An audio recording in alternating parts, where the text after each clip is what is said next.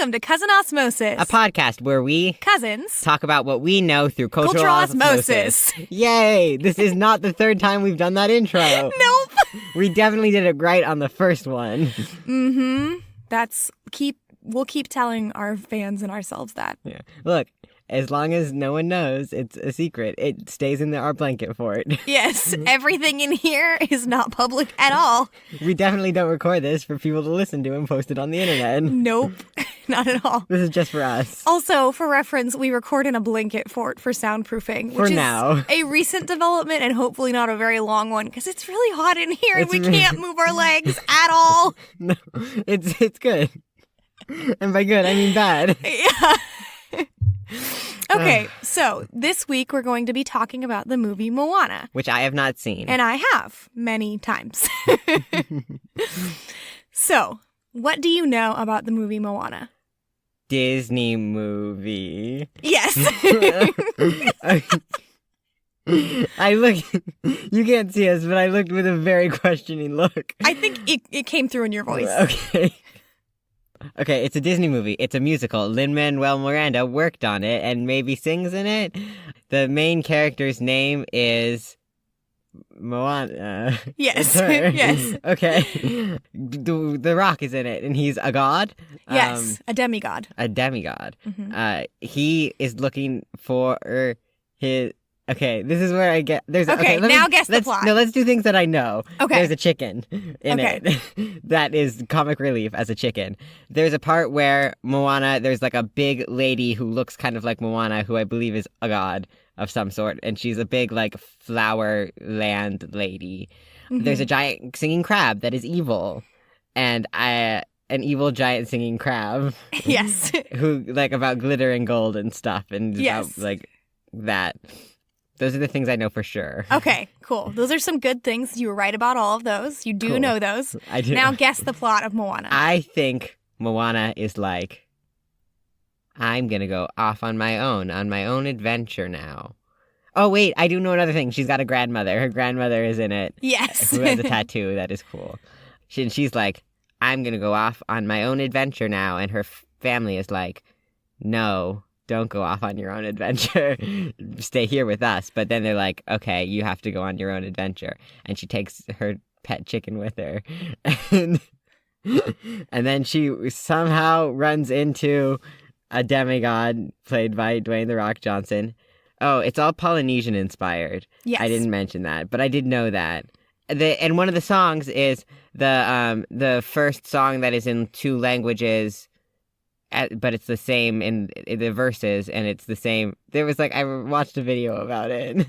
I actually don't know what it is you're talking about. Where one of the songs is in two languages, but not but it's the same sort of pattern. And it was someone was saying it was. I don't know enough about music, but I watched a video about it. Yeah. Okay.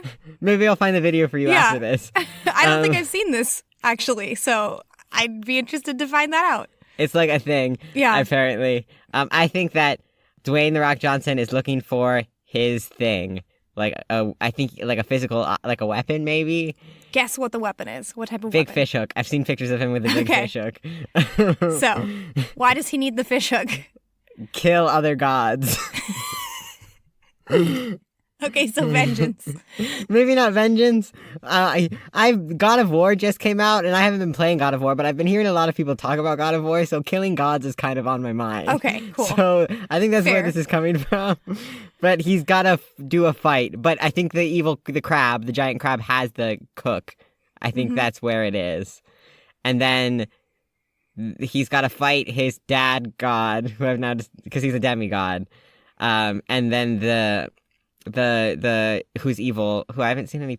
Then again, I haven't seen any pictures of an evil god other than the giant crab, so that's probably wrong. I think he wants to fight the cool one that looks like Moana, and then Moana is like, no, this is a cool god, you don't need to fight them. And then it works out in the end because it's a Disney movie. Cool. You got some stuff right and you got some stuff wrong, but that's how it usually goes. Yeah, that's the game. So, anything else that you know about Moana? Or it's a musical. Okay, we talked about that, I think.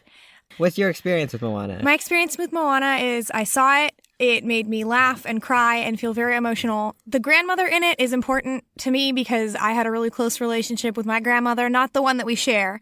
Although, I mean, I do love Kerwin, but I didn't have like the same type of relationship with... I don't have the same type of relationship with her that I did with my other grandmother, who lived with us for like 4 years, and we like shared a room, and like she was really important in my life, and we were very, very bonded. And so I think the grandmother relationship in Moana is super significant to me and definitely made me emotional. Her whole family unit made me really emotional. But it's also very funny, and I love the music. It's gorgeous. A like Polynesian singing group does a lot of the music in it, and That's it's cool. a singing group that my dad actually already listens to and really loves, and I think has seen live. And when he learned, they're named Tevaka, I think. And when he learned that they were going to be doing a lot of the music for Moana, he was like psyched about it. Nice.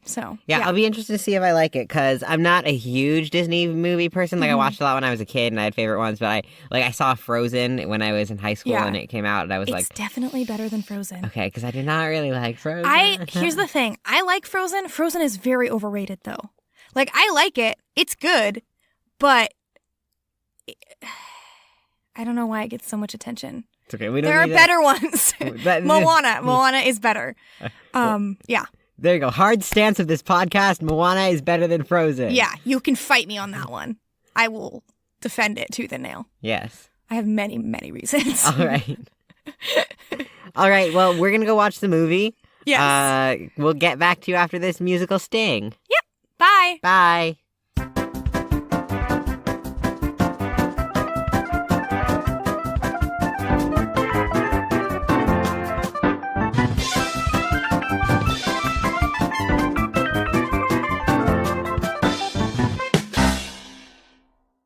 Welcome back. We just watched Moana. Yes, we did. Well, just is a relative term. It's been a while. Yeah. Our recording schedule got a little thrown off. Yep, it did.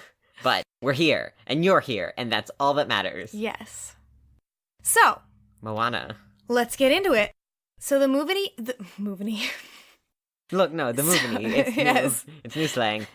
So the movie opens up with talking kind of about the history of this world and the kind of creation story that this world has. It's that there's a goddess, Te who is kind of she is an island in a way. This is the one that I kept saying looks like Moana in our first part. She doesn't look like Moana. I don't know why I had that in my head. I think I thought they were going to be like metaphorically connected in some way. And so I just assumed that they would look more similar. She doesn't really look like Moana. I don't know what I was thinking. So, Te Fiti, so she rises kind of out of the ground, and then she brings life. So the islands come up, and then she brings life to them. And there's this narrator kind of narrating all of this and talking about how after she brings life, the demigod Maui, who is a trickster god, which I was not expecting. Because this is Dwayne The Rock Johnson's character, and I was expecting him to be more of a hero. Yeah. He's not. Well, he's kind of a hero, but he's like a tricksy hero. Like a Loki trickster god. Like a trickster god. Like literally what is described as a trickster god. And it was unexpected, but pleasant. Yes, which I have heard a little bit about, like, the actual Maui myths that exist in a lot of different Pacific Islander nations.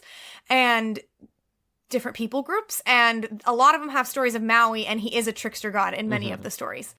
So there are kind of elements of some of the different stories that Disney actually pulled into Maui's character.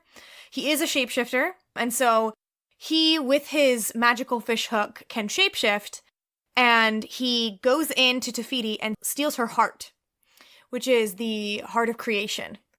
And he wants to give it to the people to allow them to create life. But when he takes it out of Te Fiti, everything starts to crumble and kind of rot almost. And the life starts to drain out of the island.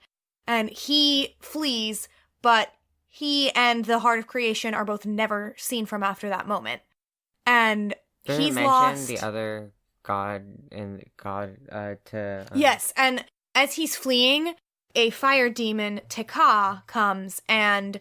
Who looks badass. Yeah, and they kind of smack him out of the sky, and that's when he lands in the water, and the heart and he are, like, not seen from after that, and the darkness is spreading from island to island. And then it cuts, and it's Moana's grandmother who's telling this story to a group of toddlers. There cannot be a child in that group who is over the age of 4. They all looked very terrified except for Moana. Who is sitting in the very front with this huge smile on her face like, tell me more. One kid passes out, a bunch of them scream, and then Moana's dad comes in and is like, no, it's fine. That's not a true story. But he accidentally bumps down all these drawings that have been rolled up, and they have drawings of all the monsters on them, so all the kids, like, scream. And in the chaos, Moana makes it out to the ocean. And she's a tiny little tot, and the ocean has this moment where it kind of parts and leads her into it, and she sees the heart of creation coming towards her. The MacGuffin of the movie. It's this, like, green stone with a spiral on it, like like luminescent green stone. And so she reaches for it, like but jade then, or something. And the ocean kind of, like, is playing with her and, like, is sending her the heart of creation. But then her dad comes looking for her, so the ocean quickly, like, puts her back on the shore, and she doesn't get the heart.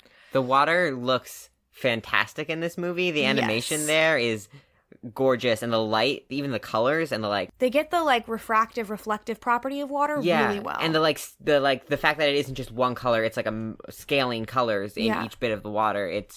It's chef's kiss. Fantastic. The animation in this movie is overall just really, really good. But particularly the ocean. It's the best part. So then they sing a song about how Moana needs to stay on the island and not go in the water because she's going to be the chief someday. And I think it's really cool that they have a female character who's being raised to be the leader of her people. And there's no indication that she's going to be expected to marry or that there's going to be any sort of male leader necessary for her. It's just that she is going to be the next chief. Yeah, it's nice. And so they sing this whole song about how she needs to stay and be part of her people, but she wants to go to the water and keeps trying to get back there. And she grows up in this little montage. And she kind of dances with her grandma at one point, and you find out that her grandma's kind of a little bit different than the rest of the people on the island. She's the odd one out on the island. The black sheep. Yeah. She likes to go dance by the water while everybody else is having their group meetings and stuff like that. She just kind of does her own thing. Free-spirited. And so after all of this, you see Moana finally starting to accept the fact that she is going to be the leader of her people and sort of embrace that role. Yeah, it handles all of this in, like, the song montage. And then you get a few scenes of Moana with her father and her mother, and she's fixing problems around the village. So she fixes a hut, and she helps them figure out things to do, and then some people bring these coconuts to her and her parents, and the coconuts are all rotted. Very similar visually into the way this story was talking about the rotting. And the way that the life just kind of gets drained. It's like almost like black ash. Tendrils? Yeah, almost like inky tendrils or ash that kind of like comes and just spreads and destroys things. It's quite pretty aesthetically looking. Yeah. Which, I don't know if that's a pro or a con of the thing, because I guess it kind of looks scary, but I think it looks very nice. Yeah. But the coconuts are all just completely rotten. And so Moana says that they should clear the orchard and plant a new one somewhere else. And then the fishermen come and they're like, there's no fish in the water. All the fish are gone. We've searched every side of the island, every possible place in the lagoon, and there's no fish. And so Moana then gets on a boat and she's like, what if we fish beyond the reef? And her dad kind of calls her out in front of everybody and is like, no, you can't go back to the water. You disobedient child, like, this is always what you want to do, just when I think you're past this. And she's like, okay, I just wanted to help our people. And I think it's really interesting that at this moment you can see some of the fishermen kind of looking at each other like, oh, we shouldn't be here. This is an awkward family moment, and we shouldn't be here. But I think every kid has had at least one experience where their parent publicly lectures them, and they're like,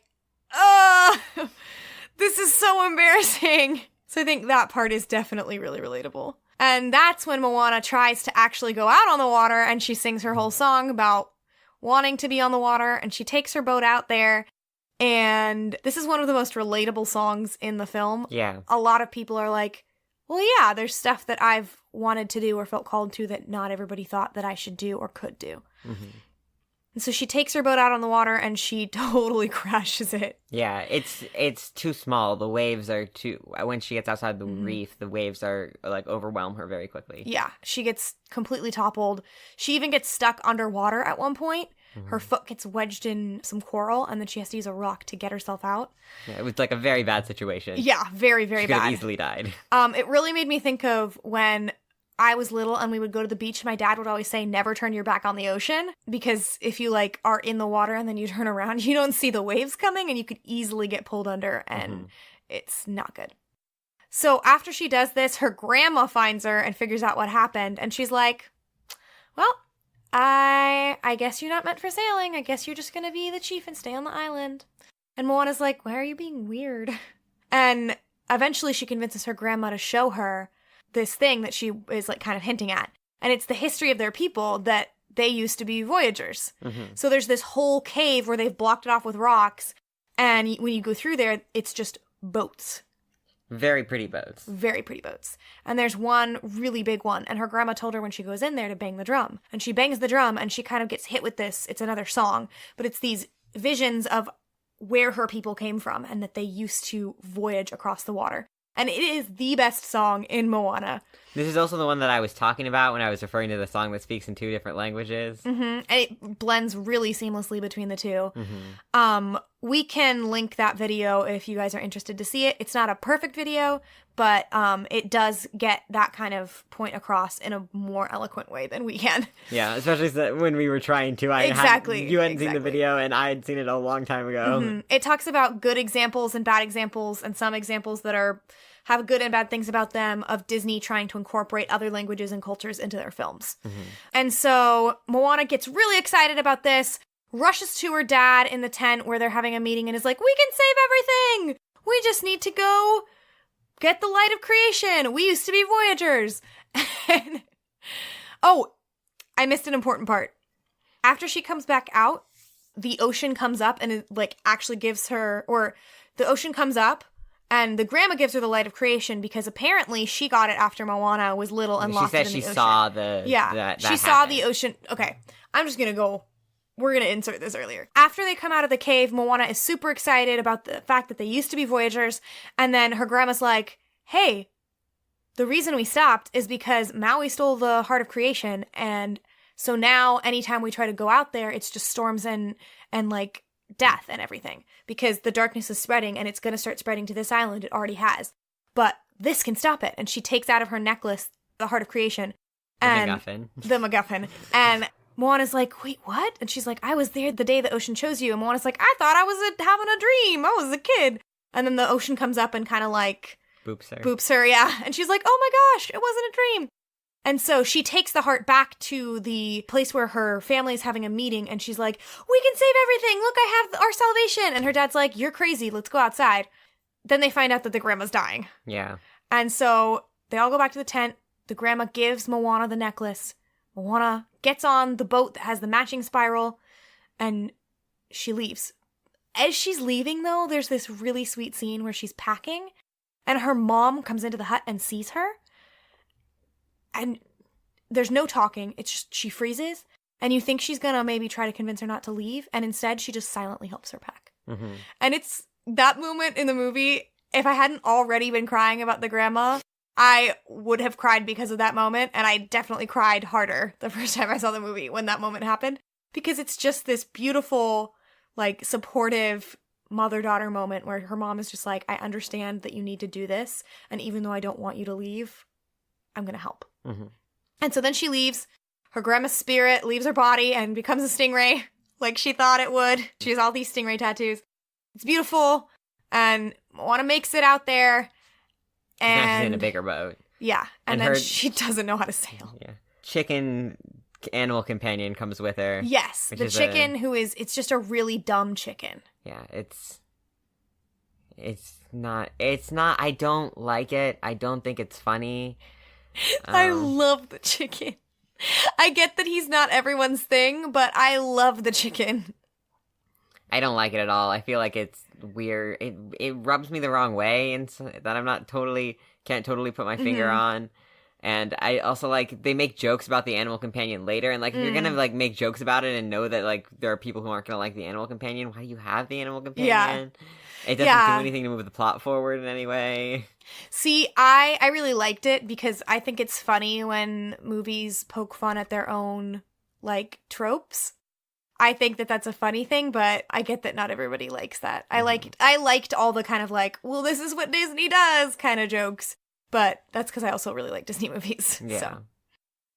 So she gets on the boat, and she ends up eventually making it to where Maui is, but it's only because after trying and failing to follow the constellation her grandma told her to follow, the ocean, a storm comes up, and the ocean leads her, like basically pulls her to the place she needs to go. Yeah, and this island, in comparison to like the very green mountain-ish island that Moana lived on, which is called Motunui. I forgot to mention that. This island is like a very small beige color with a lot of tall like rocks sticking up at different angles. It's a really stark contrast, and it's really cool. It's pretty much all sand. Yeah, we get to a third island in this thing too, and all the islands, the diversity of the islands and their designs is very nice. Yeah. And also like types of islands I've seen before in other things, but it's not just the same island over and over again. Yeah, which is really nice. Which tends to happen in a lot of Disney stuff where they just like make slight variations of the same thing over and over again. Yeah. And so she gets there, she finds Maui, and Maui's like, "Oh, you came to like worship me," and she's like, no, I did not. He sings a whole song called You're Welcome, which is just all about how she's welcome for all of the things that he's done. And then he tricks her into getting closed into a cave. And steals her boat. And her chicken that he's going to eat. And then she makes it out of the cave by really, really, like, she's a total badass. She climbs up this statue that he started making of himself inside the cave and gets out, and she gets to the boat with the help of the ocean, and she basically convinces him to at least go with her part of the way. He's like, I'm not doing anything with the Heart of Creation, but we can go get my fish hook, because I need my fish hook. And so she's like, okay, we'll go get your fish hook, and then we're going to get the heart. On the way, they get attacked by the, you remember the name because you took the note. Yes, the Kakumora. Yes, which are little coconut people. They're very adorable, but also very pointless. So I feel very mixed on them because they're aesthetically very pleasing. They have like a flotilla, a very tall like flotilla boats, which I think are very nice. And they're these adorable little like coconut monsters, which I love. But this action sequence like is like purposeless in the movie. So I am very mixed on these things. Yeah. On these adorable, lovely creatures. Yeah. They do end up outsmarting them they have like 3 separate boats that come together. And Maui kind of drives their boat through the middle so that they're all coming towards the same direction, and they crash into their own boats and explode. But like you said, it does end up not changing anything about the plot. But a lot of children's movies have kind of this common flow of like, let's just throw an obstacle at them and see how they get out of it. And then another obstacle and see how they get out of it. But it doesn't change any of like where they're going in the end. Yeah, but I think you can do that in interesting ways where it shows more about the characters and gives us like where it doesn't need to change the end goal. Like in Lord of the Rings, they're constantly going towards Mordor. They're not like doing anything else. But like I guess Lord of the Rings is maybe not the greatest example. But you can have like a singular goal that the players are working toward. I said players because I immediately thought about tabletop RPGs. That's what I was like. He's thinking of D&D and other things like that. D&D. Which I guess I can use that example. Like in a D&D game, you're often like, especially in like pre-made adventures and stuff, you're working towards like a singular goal. And the interesting thing about the obstacles that you run into are not necessarily, in my opinion, it's like how you overcome it and what that says about your characters. So I think they could have done a lot more with these to like show us more about Moana and more about Maui rather than just all we really get out of this is Maui can sail the boat. Yeah. And is kind of clever. And that's like not enough. They could have done more with these characters through showing them through the obstacles. Yeah. See, I still really liked it. I also don't expect a ton of depth out of Disney movies. Like, I think that this one gets more depth than a lot of them do. But I thought that the scene did a decent job of kind of setting up a little bit of the dynamic between Moana and Maui, where he's just like, can we please just leave? And she is like, no, I'm determined and we're going to do this and we're going to keep going forward. And that becomes kind of a common theme that happens in their relationship, where he just wants to leave and stop, give up. And she's like, no, I'm going to keep going even if it's not the smartest course of action. So she's like jumping onto their boat and he's like, they're going to kill you. And he's trying to turn the boat around, and you kind of see this little dynamic that it sets up how they're going to interact for the rest of the movie. I guess. I just feel like we kind of already got that. Yeah. And it was just retreading of this. I guess it's... Yeah. Yeah, I guess I shouldn't expect as much of Disney movies. But I still think it's fair to criticize them on those things. So after that, they make it to the island where his fishhook is. Well, it's the island that's the entrance to where his fishhook is. Yes. So they make it there. Which is a very tall black island with like spire flat spirey things. It looks really intimidating and epic. Very cool looking. Yeah. And so they make it there and she's like, your fishhook is up there? And he's like, no, that's just the entrance to Lalotai. She's like, Lalotai, the realm of monsters. Mm-hmm. And so then you discover that the monster who has his fishhook is a giant crab named Tamatoa. And so he jumps into this entrance at the top. She follows him, unbeknownst to him, and makes it down there.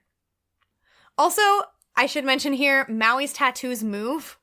And one of them is a little mini Maui who's holding up the sky, but he moves around. And one of the things that he does is he, like, keeps score of, like, Moana versus Maui. Mm-hmm. And Maui's like, ha! See, that was awesome. And he checks it on Moana's side, and he's like, she's not even here. And then she lands on top of him. Yeah. I see. Here's the thing. I don't like the chicken. I like the moving tattoos. I think there are ways to do, like, comedic side characters that are better than just, like, oh, it's not all mentally there. Like, I don't think that's a good or funny, like, way to, like, have a funny side character. And also, I think maybe, like, I'm a little over animal companions as side characters. Yeah. I can understand that.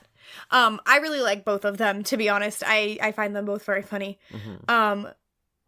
But yeah, so he marks a thing. Moana gets down there, and they both kind of find Tamatoa at the same time. Lalotai. It's this gorgeous Technicolor world of sea anemones and stuff. It's just, it's a very aesthetically pleasing place. Mm-hmm. It's very different than the rest of the environments that you get. It's very nice. I really liked that part of this. Yeah, it's very well animated as well. Mm-hmm. And so they find his fishhook, and it's on top of this just pile of gold and jewelry and all sorts of shiny stuff. And Maui sends her in there as bait. And she discovers the pile of shiny stuff is not just a pile. It is a crab shell. Tamatoa is a giant crab. Mm-hmm. And the fishhook is in his back. And so he sings a whole song about how he's really shiny because she's trying to distract him and talk about himself. I think it's the worst song in the movie. The style of the song doesn't fit with the rest of it. It's like very kind of glam obnoxious. Rock. Yeah. Yeah. I honestly just kind of find it obnoxious.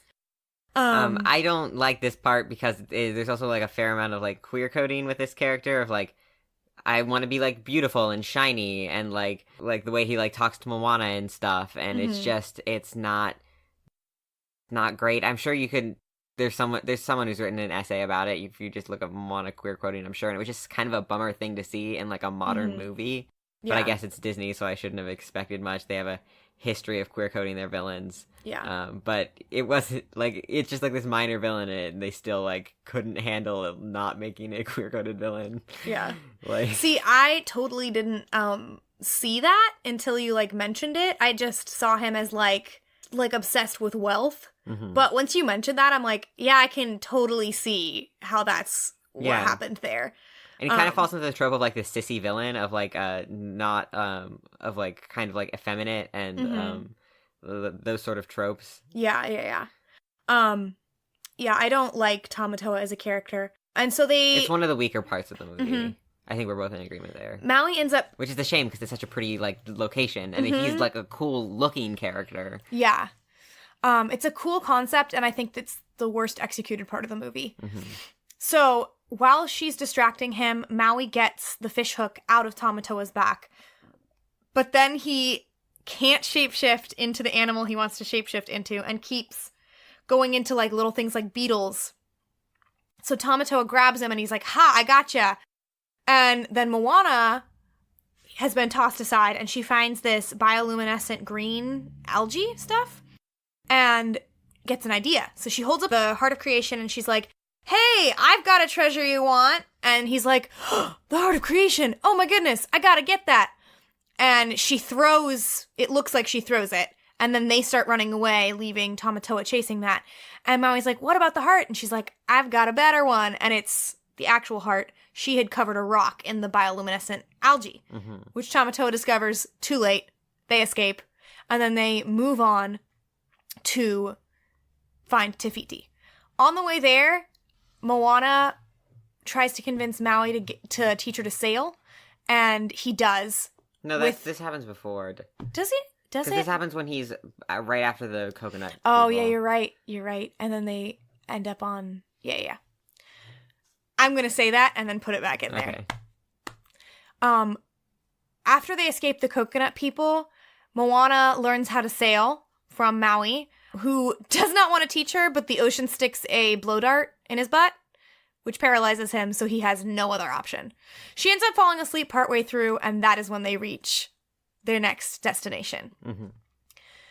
So after this, they finally make it to Te Fiti. After this, Moana's like, what happened with your fishhook? Why can't you use it?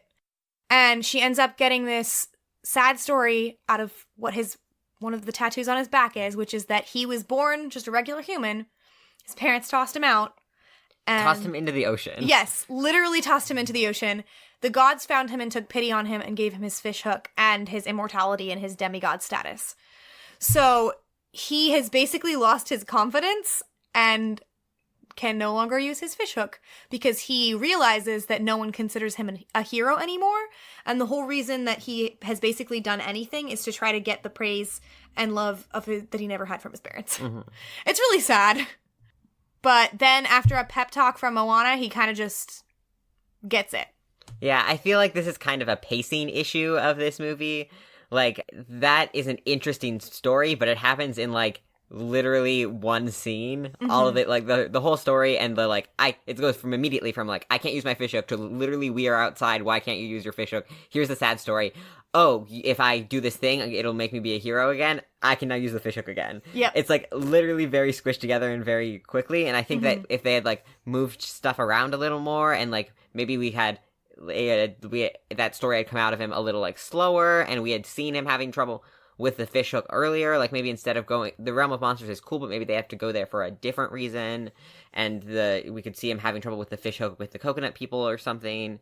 It would just, if there was just like a little more stretched out of this interesting plot, because it's an interesting plot development and it's sad and it's like meaningful, but the pacing is all off in my opinion. Yeah, that's a pretty common occurrence in children's movies because they try to make them short enough to keep a child's attention span, but fit enough into them that it will keep the adults interested. But this wasn't that short of a movie. It was like, and they could have, if they just like switched things around a little bit, I think. Yeah. I agree. It could have been paced a little better with that, at least that part. After they figured that out, they finally make it to Te Fiti, and they're all excited, and they're doing it, they're going through, and then Maui's like, we gotta turn back. There's no way to get through. But Moana... Taka is attacking them at this point, too. Yes, the Taka is kind of standing right in front of the island, kind of blocking the path. And Maui knew that this was the case. Taka is like a cool lava monster, by the way. Yes, Taka is super awesome looking. Monster. They have this like big gaping mouth when they kind of like scream. They're like, have this scream. It's really cool. And so Taka's blocking the way, and they can't get past, and Moana sees an opening, and she just goes for it. And Maui's like, no, turn around. She also sees this opening because she sees that Taka can't touch the water. Yes. And so Maui's like, we're not going to make it in time. Taka's going to get us. And Taka swipes down an arm, and Maui has to use his fish hook to block it.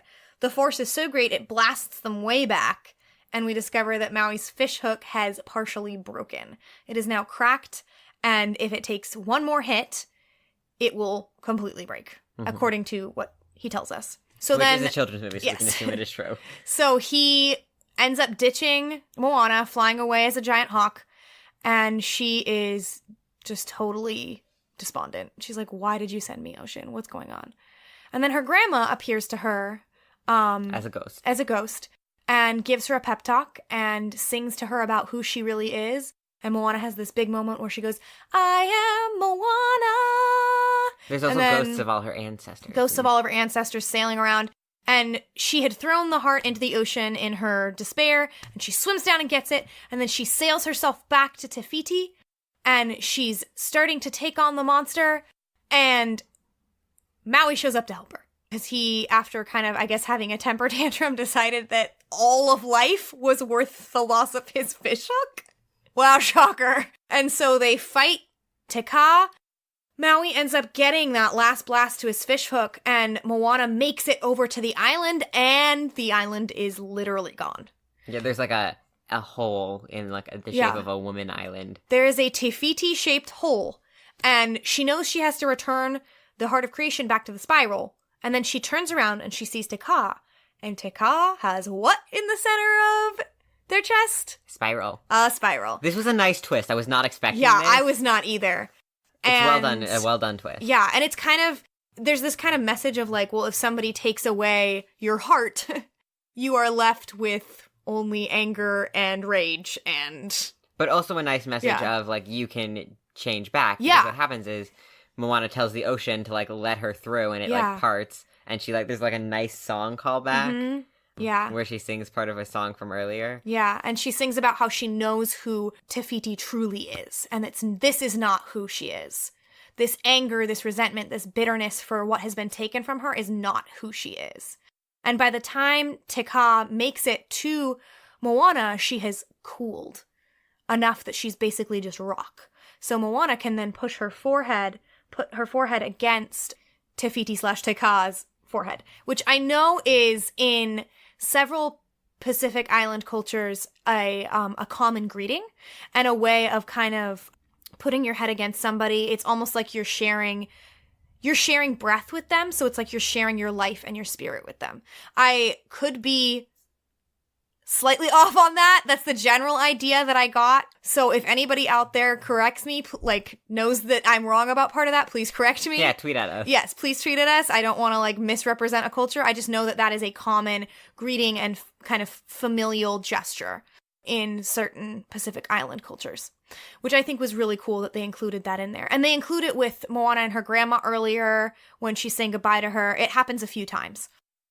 And so she does this with Te Fiti and puts the heart back, and Te Fiti transforms back. And she's gorgeous.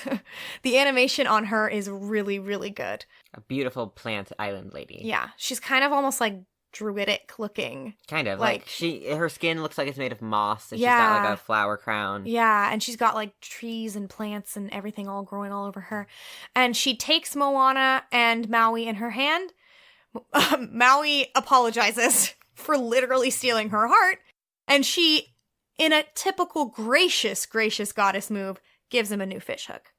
He is, of course, ecstatic with this and flies away, and Moana returns to her people triumphant to be greeted by her family warmly. And they become voyagers again! Hooray! And that's the end. That's the end of the movie. Yep. So, overall thoughts, feelings? This was kind of a, like, nothing movie to me. Like, I watched it and I enjoyed watching it for the podcast, but I don't think I'd watch.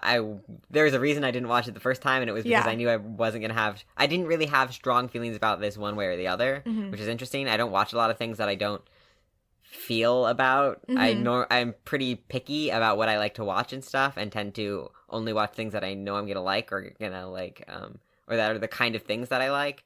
So it's interesting to watch something that I feel like neutral on. Yeah. I absolutely love this movie. It is one of my favorite Disney films. I think it's really, really beautifully done. And to me, it's really inspiring. But I totally understand that it is not your type of movie.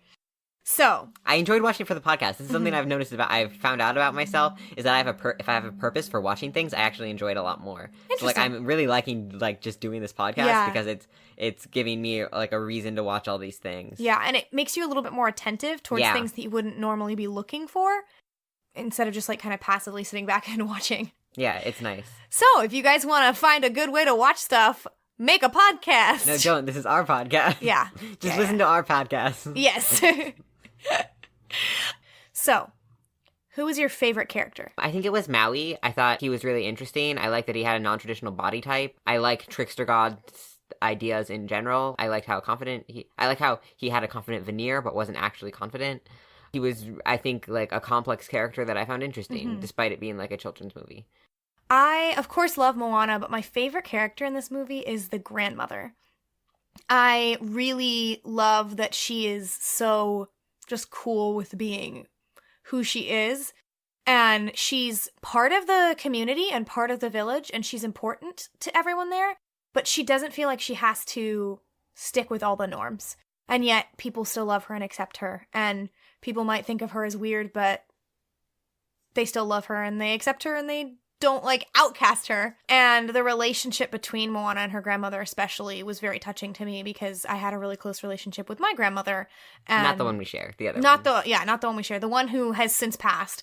And so especially the scene where her grandma passes away, I would have cried even if I hadn't lost a grandparent, because I cry in movies where people lose parents and I've never lost a parent.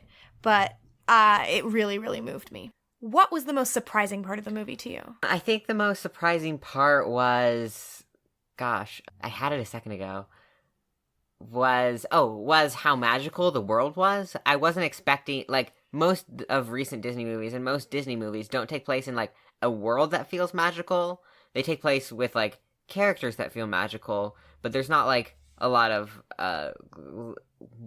it felt like a really magical world, which is something that I really enjoy. I like fantasy a lot. Yeah. There's not magic built into the world in many Disney movies. Yeah. But this, like, there was just, like, magic stuff going on all the time. Like, even just the moving tattoos, that was just, like, a little thing that was, like, it's just a thing that happens, and no one's, like, particularly surprised by it. And it wasn't, like, it's nice to see, like, magic represented as, like, a thing that happens and people accept, rather than, like, a shocking, like, thing all the time. It's nice to, like, have that different... Cough, frozen, cough. Or even Tangled, too. Yeah. And where people see the magic and they're like, this is not normal. Yeah. It's just it's a nice divergence, and it's something that I personally enjoyed, because then you can talk more about, like, even though they really didn't, you can, if it's not, like, just, you can go into more complex questions about magic and stuff. Yeah. What about you? What was your most surprising thing? The most surprising thing to me was the revelation that Te was Te Fiti. I was not expecting that at all. I was definitely expecting some big moment where they triumphed over Te and then they got back to Te Fiti, who was just like crumbling, and put her heart back, and then she would have that same kind of restoration. But I thought that was really cool for the reasons that we already talked about, with the message of kind of redemption, and the fact that just because somebody seems really angry and is lashing out doesn't mean that they're evil. Yeah, and I think that was definitely my favorite plot point of the movie. It was interesting and a nice twist. Yeah. What was your favorite part of the movie? It was definitely the aesthetic and the animation. It's a very gorgeous movie, from the water to the different island designs to the land of monsters, the Technicolor mess that is. Everything was just very beautiful in this movie. Te looked gorgeous, and so did, and then Te Fiti as a counterpart was also gorgeous, and it was just a really pretty movie. What was your favorite part? My favorite part is the relationships in the movie. They feel very real to me, and they don't feel forced the way some relationships feel in Disney movies. I remember somebody I know wrote a blog post about how in Moana, there's not like the parents are wrong and she's right kind of a dynamic, or the other way around. There's not like, so in Tangled, Mother Gothel is clearly evil, and she's trying to keep Rapunzel from leaving because she's evil. And so Rapunzel leaving isn't like a conflicting thing. I mean, it is at first because she doesn't think she's evil, but it's not like a... From a watcher perspective. Yeah, from a watcher perspective, it's not a conflicting thing. And in The Little Mermaid, she, like, goes out and she did something stupid, but the movie plays it like, oh no, that was what she was supposed to do. She was following love, and her dad was wrong for trying to keep her from that. In this one, Moana truly feels conflicted. It's not like she just wants to leave her island or just wants to stay. She loves her family. She loves the life she has, but she feels like there's something more. And I think that's a much more relatable story than just like, I'm right and you're wrong. And yeah, ultimately she needed to leave, but she came back. And then she brought her people to the thing that she loved, which I think is a lot more powerful and just moving and relatable than a lot of Disney movies get. Yeah. What was your least favorite part? I think it was the pacing stuff in the movie. It was kind of a turnoff for me. The movie didn't flow very well from scene to scene. I found myself like getting distracted when things were happening just because it was like, it didn't like have a cohesiveness to it really. And it was just like, kind of like, it brought the movie down a few notches in my brain and enough that I think it was my least favorite thing. My least favorite thing is just Tamatoa in general. Mm-hmm. I didn't like him as a character. I found him annoying and just weird. Like, and once you explained the queer coding thing, I was like, I think that's probably why he rubbed me the wrong way. Because I was just like, I don't like this. And I don't like his song. I have the Moana playlist, and every time that one comes on, I'm like, no, skip it. I really just need to remove it. So yeah, that was my least favorite part. Yeah, well. Yep, that was Moana. That's Moana. You can catch us on Twitter at Cousin Osmosis. Tweet at us. We love the interaction. Yes, we do. If you have any like corrections or stuff that you think that we got wrong, like tweet at us. Like we genuinely like learning, and that's something that we want to foster an environment where we can be wrong but be corrected. Yep. We will not be offended if you're like, hey, you got this thing wrong. No, not at all. So at Cousin Osmosis, that's where we are on Twitter. You can review us on iTunes, or can you review on SoundCloud? I don't think so. Review us on iTunes or your preferred podcatcher if you're not on iTunes. Yep. We're also on Stitcher. Yep. I don't think you can review on Stitcher, though. I don't really know. I've never listened to us on Stitcher. No. But yeah, review us. Talk about us with other people if you think we're cool. Our amazing theme song is by the wonderful Emily Rutherford, and you can find more of her music at Emily Rutherford Music on SoundCloud. The details of that will be in the description. Yep. And now, exciting announcement, our next movie. Yes. Well, our next thing. It is a movie this time, though. Yes. We're going to be watching X-Men, the original X-Men movie from the year 2000. Which I have not seen. And I have. So, yeah. Cool. We'll see you then. Stay tuned next week. No, we won't, but you'll hear us then. Yes, we will not see you. I mean, we'll probably see some of the people who are our listeners, considering... It's mostly our friends and family. Yeah. Like, the people who listen, it's like my fiancé, our family members, our friends. Yeah. I have a fiancé now. I just felt like saying that. That's okay. That can go in the podcast. Yeah. Any last thoughts on Moana?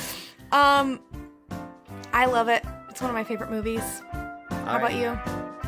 I will not watch it again. That's fair. That is totally fair. And I will probably many times. That's okay. All right, bye. Bye.